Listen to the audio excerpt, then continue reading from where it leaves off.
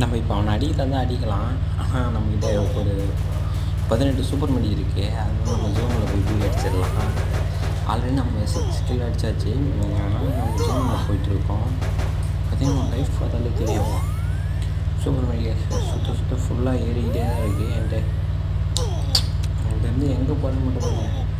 நம்ம zone sink ஆட்டம் காட்டலை. மிச்சப்படி சொல்ல பாருங்க. ஒட்டில் வச்சு ஜஸ்ட் ஒரு மிஸ்ஸுங்க. எத்தனை மணி சுற்றுற பாருங்க. இங்கே போய் ஆடிட்டுருக்காரு. நம்மளுக்கு அந்த ஜோன் சிங்க் ஆட்டம் நம்ம காட்ட மாட்டேங்குது.